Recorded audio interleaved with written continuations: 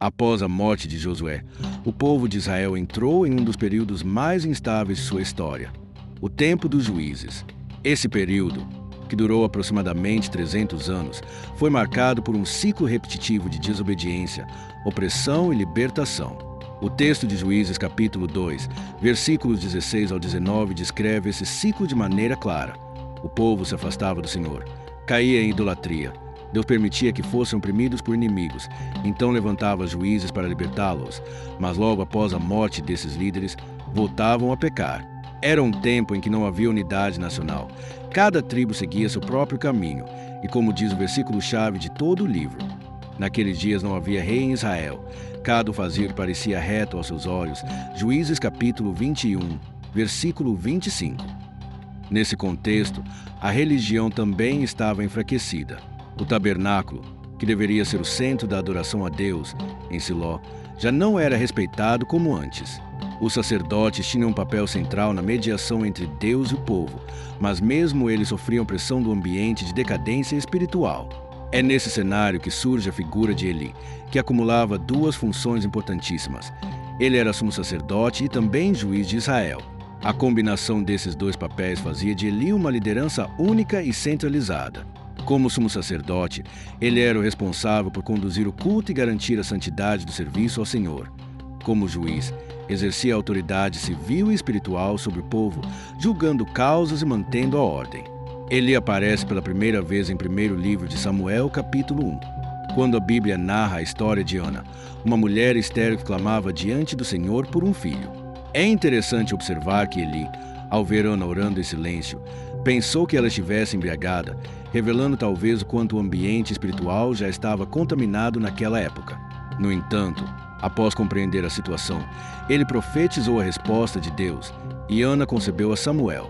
Essa cena mostra tanto as fragilidades espirituais do sacerdote quanto a importância de sua palavra de autoridade diante do povo.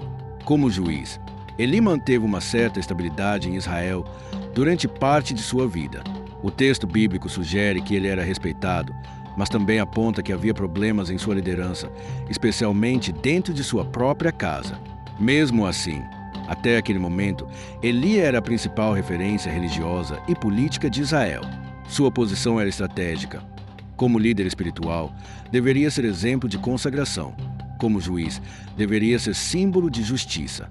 Mas o peso de tanta responsabilidade, unido ao relaxamento espiritual de sua época, criou as condições para que sua casa se tornasse palco de um dos julgamentos mais severos de Deus registrados nas Escrituras. A presença de Eli como figura central mostra como Deus ainda buscava guiar o povo, mesmo em um tempo de desorganização nacional e de enfraquecimento da fé. Ele representava a ponte entre o povo e o Senhor, mas essa ponte estava prestes a ser abalada pelos pecados que nasciam dentro de sua própria família. E é exatamente essa transição, entre o respeito que ele tinha e os erros que seus filhos cometeram, que nos leva ao próximo capítulo da nossa história, onde entenderemos quem eram Ofni e Finéias, e porque sua conduta trouxe juízo não apenas sobre eles, mas também sobre toda a casa de seu pai. A Bíblia é clara ao apresentar os filhos de Eli, Ofni e Finéias, como exemplos negativos de liderança espiritual. Em 1º livro de Samuel, capítulo 2, versículo 12, eles são chamados de filhos de Belial, uma expressão usada para descrever pessoas ímpias sem temor a Deus. A gravidade dessa descrição já demonstra que não se tratava apenas de pequenos deslizes ou erros comuns, mas de uma vida inteira de desprezo pelo Senhor. O texto afirma ainda que não conheciam ao Senhor, ou seja, apesar de serem sacerdotes, ocuparem cargos sagrados, não tinham relacionamento com Deus. O pecado deles era triplo e extremamente grave. Primeiro, eles profanavam os sacrifícios. O povo trazia suas ofertas conforme a lei, mas Ofni e Finéias tomavam para si partes da carne antes que fossem queimadas no altar, desprezando as porções que pertenciam a Deus. 1º livro de Samuel, capítulo 2, versículos 13 ao 17. Segundo, eles usavam de violência para garantir seus desejos, ameaçando os ofertantes que não aceitavam suas práticas. E terceiro, praticavam imoralidade sexual no próprio tabernáculo, deitando-se com mulheres que serviam à porta da tenda da congregação. 1º livro de Samuel, capítulo 2, versículo 22. Essas atitudes não apenas desonravam a santidade do culto, mas também escandalizavam todo o povo de Israel. Eli, como pai e sumo sacerdote, sabia do comportamento de seus filhos. Ele chegou a repreendê-los com palavras, dizendo: "Não é boa a fama que ouço, fazeis transgredir o povo do Senhor." Primeiro livro de Samuel, capítulo 2, versículo 24. No entanto, suas repreensões foram brandas demais, insuficientes para a gravidade da situação. Ele não tomou medidas práticas para afastá-los do sacerdócio e assim se tornou cúmplice por omissão. Por isso, o julgamento de Deus veio não apenas sobre Ofni e Finéias, mas sobre toda a casa de Eli. O Senhor enviou um homem de Deus para anunciar a sentença. E será isso por sinal para ti, que sobre os teus 2 filhos, Ofni e Finéias, ambos morrerão no mesmo dia. Primeiro livro de Samuel, capítulo 2, versículo 34. Mais tarde, quando Samuel ainda era menino, Deus confirmou essa palavra, dizendo que a casa de Eli seria julgada para sempre, porque ele sabia da iniquidade de seus filhos e não os repreendeu com firmeza. Primeiro livro de Samuel, capítulo 3, versículo 13. O cumprimento desse juízo veio de forma trágica durante a guerra contra os filisteus. Israel, confiando mais na presença da Arca da Aliança como um amuleto do que na sua comunhão com Deus, levou ao campo de batalha, acompanhada justamente pelos 2 filhos de Eli. Mas Deus não se deixou manipular. O exército de Israel foi derrotado, cerca de 30.000 homens caíram. Ofni e Finéias morreram no mesmo dia, e a arca foi tomada pelos filisteus. Primeiro livro de Samuel, capítulo 4, versículos 10 e 11. Quando Eli ouviu a notícia, caiu da cadeira, quebrou o pescoço e morreu. Naquele dia, a glória se afastou de Israel, como ficou marcado pelo nome dado à criança que nasceu. E Cabo, que significa foice a glória de Israel. Primeiro livro de Samuel, capítulo 4, versículo 21. Esse episódio demonstra como o pecado da liderança espiritual tem consequências coletivas. Não foi apenas uma família que sofreu. Toda a nação experimentou derrota, vergonha e a perda daquilo que simbolizava a presença de Deus. O juízo contra os filhos de Eli não foi apenas pela corrupção pessoal, mas porque eles, como sacerdotes, mancharam o nome do Senhor diante de todo o povo. É nesse cenário de crise, em meio à morte, a derrota e a perda da arca, que Deus começa a levantar uma nova liderança, Samuel. No próximo capítulo, vamos ver o que aconteceu com a Arca da Aliança depois de sua captura, e como Samuel foi estabelecido como juiz e profeta de Israel, conduzindo o povo de volta ao Senhor. A derrota contra os filisteus não representou apenas a morte de Ofni e Finéias e a queda de Eli. O evento mais simbólico foi a captura da Arca da Aliança, o objeto mais sagrado do culto israelita. A arca não era um amuleto de guerra, mas o trono do Senhor na terra, o sinal visível da presença de Deus no meio do seu povo, conforme está escrito em Êxodo capítulo 25, versículo 22, quando Deus diz: "Ali virei e te falarei contigo de cima do propiciatório, do meio dos 2 querubins." Ao ser levada pelos filisteus, parecia que o próprio Deus havia abandonado Israel. Os filisteus levaram a arca para Asdod e a colocaram no templo de Dagon, seu deus principal. Porém, o Senhor mostrou que não havia sido derrotado.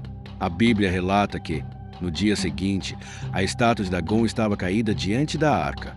Recolocaram-na no lugar, mas no outro dia, novamente estava prostrada, agora com a cabeça e as mãos cortadas. Primeiro livro de Samuel, capítulo 5, versículos 2 a 4. Além disso, a mão do Senhor pesou sobre os filisteus, trazendo pragas e tumores. Apavorados, os inimigos reconheceram que não poderiam manter a arca. Assim, após 7 meses, eles a devolveram a Israel, acompanhada de ofertas de ouro como sinal de reparação. Primeiro livro de Samuel, capítulo 6, versículos 1 ao 5. Enquanto isso, Samuel crescia diante do Senhor. Desde criança, sua vida havia sido dedicada ao serviço no tabernáculo, como resposta ao voto de sua mãe, Ana. Primeiro livro de Samuel, capítulo 1, versículo 11. Diferente dos filhos de Eli, que profanavam o culto, Samuel ouvia a voz de Deus. Quando ainda era menino, o Senhor o chamou de madrugada, e após orientação de Eli, ele respondeu: "Fala, Senhor, porque o teu servo ouve." Primeiro livro de Samuel, capítulo 3, versículo 10. Esse episódio marcou sua vocação profética, pois a partir dali o Senhor falava constantemente com ele, e sua palavra não caía por terra. Primeiro livro de Samuel, capítulo 3, versículos 19 e 20.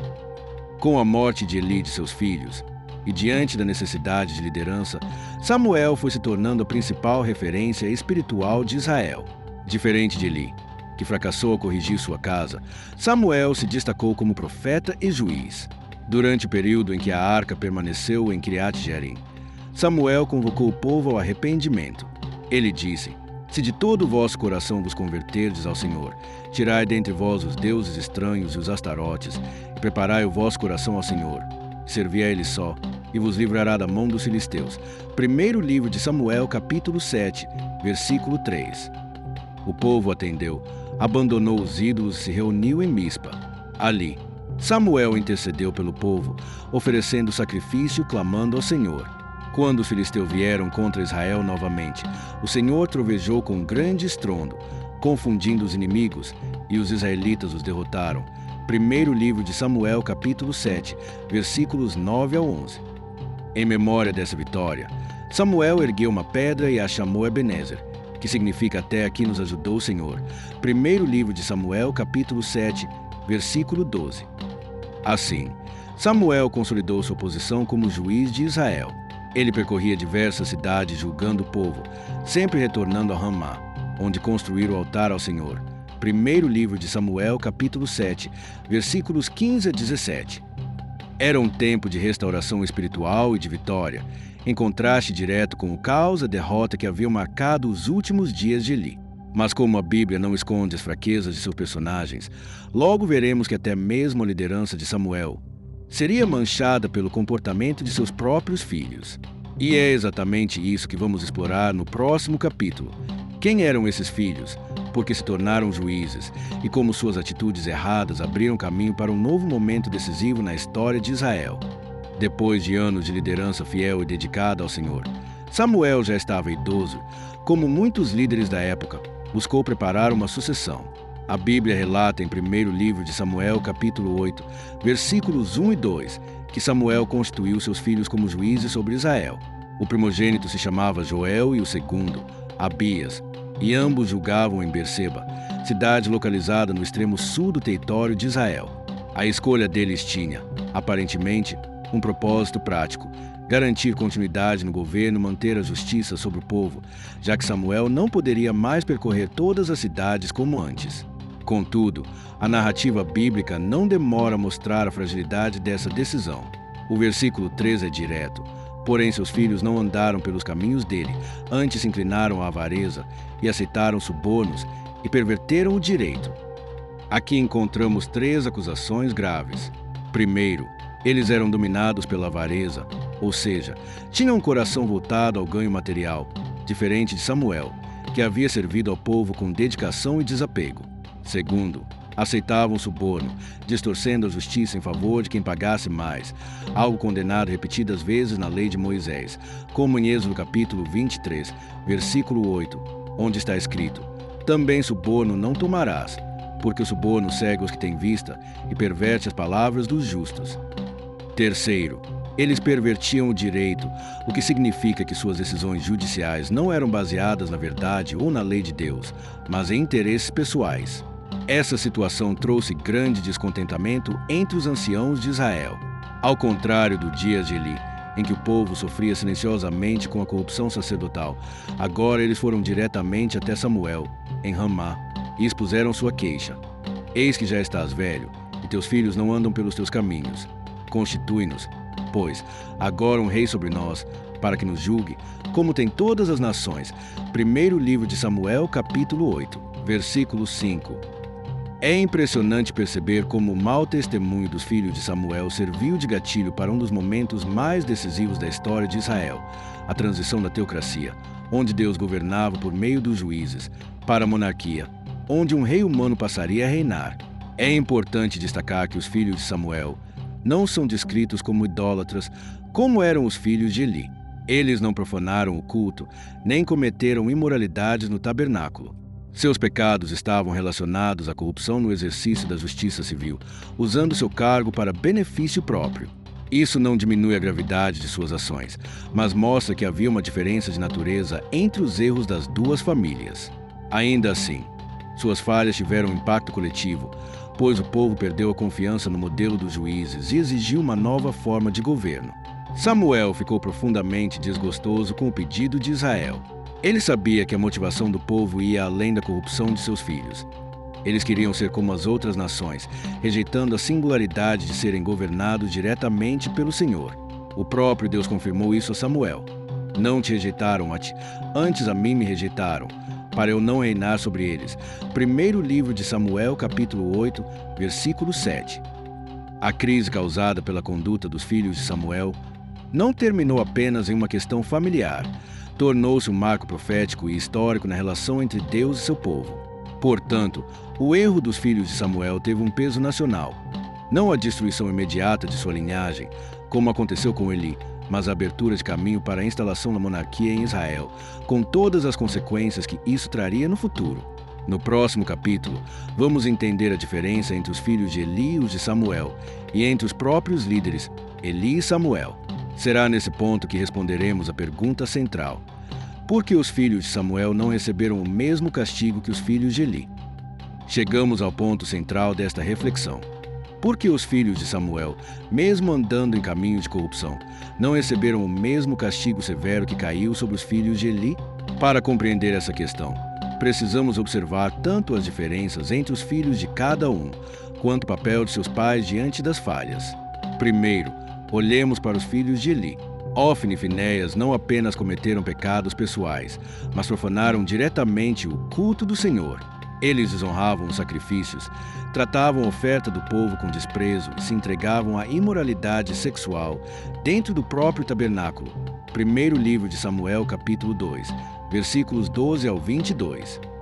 Seus pecados estavam ligados ao sacerdócio, ao serviço santo que representava a mediação entre Deus e Israel.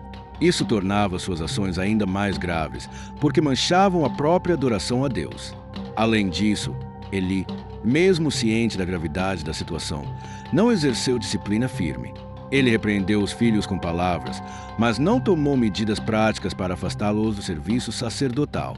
Por isso, o Senhor declarou: julguei a casa de Eli para sempre, pela iniquidade que ele bem conhecia, porque os seus filhos fizeram execráveis, e ele os não repreendeu. Primeiro livro de Samuel, capítulo 3, versículo 13. Agora, observemos os filhos de Samuel, Joel e Abias, como está em primeiro livro de Samuel, capítulo 8, versículo 3. Não andaram pelos caminhos de seu pai, antes se inclinaram à avareza e aceitaram subornos e perverteram o direito. Seus pecados estavam ligados ao exercício da justiça civil e não ao sacerdócio. Eles não tocaram diretamente no culto, nem profanaram o tabernáculo ou a arca da aliança. Ainda que sua corrupção fosse grave, não representava o mesmo tipo de afronta direta à santidade de Deus que havia nos pecados dos filhos de Eli. Mas a diferença não está apenas nos filhos, e sim também nos pais. Eli, como sumo sacerdote, tinha a obrigação direta de preservar a pureza do culto. Sua omissão diante dos pecados dos filhos foi considerada cumplicidade. Samuel, por outro lado, não é mostrado na Bíblia como alguém que acobertou ou protegeu seus filhos. O texto não registra que ele os defendeu diante do povo. Pelo contrário, quando os anciãos o confrontaram sobre a corrupção deles, Samuel levou a questão em oração ao Senhor. Primeiro livro de Samuel, capítulo 8, versículos 6 e 7. Isso mostra que ele reconheceu a seriedade do problema e submeteu a decisão a Deus, sem tentar justificar sua família. Portanto, a resposta para nossa pergunta é clara. Os filhos de Samuel não receberam o mesmo castigo dos filhos de Eli porque seus pecados eram de natureza diferente, corrupção civil e não profanação sacerdotal, e porque Samuel não foi cúmplice, nem os manteve no cargo contra a vontade do povo ou de Deus. Eli, por outro lado, permitiu que seus filhos continuassem profanando o culto, tornando-se responsável diante do Senhor. Em resumo, o juízo de Deus não é arbitrário. Ele considera não apenas o pecado em si, mas também a responsabilidade e a postura de quem comete. No caso de Eli, a profanação do sacerdócio e a omissão do pai trouxeram juízo imediato e severo. No caso de Samuel, seus filhos sofreram a consequência natural de perderem a confiança do povo, e a liderança de Israel mudou de rumo, mas não houve sentença de morte como em Siló. Essa diferença nos mostra que a justiça de Deus é sempre equilibrada e ajustada ao contexto. Ele disciplina conforme a gravidade da situação e conforme o nível de responsabilidade espiritual envolvido. Agora que entendemos essa questão central, no próximo capítulo vamos revisar toda essa trajetória, refletir sobre os princípios espirituais que podemos aplicar hoje e trazer uma palavra prática para a nossa vida. Agora que percorremos toda a trajetória, é hora de revisitar os principais pontos dessa narrativa e tirar reflexões práticas para a nossa vida. Vimos que Israel, no período dos juízes, vivia um tempo de instabilidade espiritual e política, em que cada um fazia o que parecia reto aos seus próprios olhos. Juízes capítulo 21, versículo 25. Nesse contexto surgiu Eli, sumo sacerdote e juiz, que tinha grande responsabilidade diante de Deus e do povo. No entanto, seus filhos, Ofni e Finéias, profanaram o culto, desprezaram as ofertas e viveram em imoralidade. Eli, sabendo de tudo, não tomou providências adequadas e o juízo divino recaiu sobre sua casa. Seus filhos morreram no mesmo dia. Ele próprio caiu morto e a glória se afastou de Israel. Em seguida, acompanhamos a trajetória da Arca da Aliança, levada pelos filisteus como troféu de guerra, mas se tornou motivo de juízo para eles, pois Deus não pode ser manipulado. Enquanto isso, Samuel crescia em estatura espiritual, ouvindo a voz de Deus desde jovem, e foi levantado como profeta e juiz para conduzir Israel à restauração. Sob sua liderança, o povo abandonou os ídolos, venceu os filisteus e ergueu o marco de Ebenezer, reconhecendo a ajuda do Senhor. No entanto, quando Samuel envelheceu, seus filhos Joel e Abias foram colocados como juízes, mas se corromperam com subornos e injustiças. Diferente dos filhos de Eli, eles não profanaram o culto, mas perverteram a justiça. O povo, insatisfeito, pediu um rei, e essa decisão marcou a transição para a monarquia em Israel. Assim, vimos que os filhos de Samuel não receberam o mesmo castigo dos filhos de Eli porque seus pecados eram de natureza distinta e porque Samuel não os acobertou, como Eli havia feito. E aqui está a grande lição. Deus julga com justiça, levando em consideração não apenas o ato, mas também o contexto e a responsabilidade espiritual de cada um. Eli foi condenado porque deixou que a corrupção atingisse o coração do culto a Deus e porque, como pai e sumo sacerdote, não tomou atitudes firmes. Samuel, embora também tenha visto seus filhos desviarem, não se associou às suas práticas, nem os defendeu diante do povo, entregando a questão ao Senhor. Mas o que isso significa para nós hoje? Primeiro, aprendemos que cada pessoa é responsável por suas próprias escolhas. Nem sempre os filhos seguem os caminhos dos pais, mesmo que tenham bons exemplos.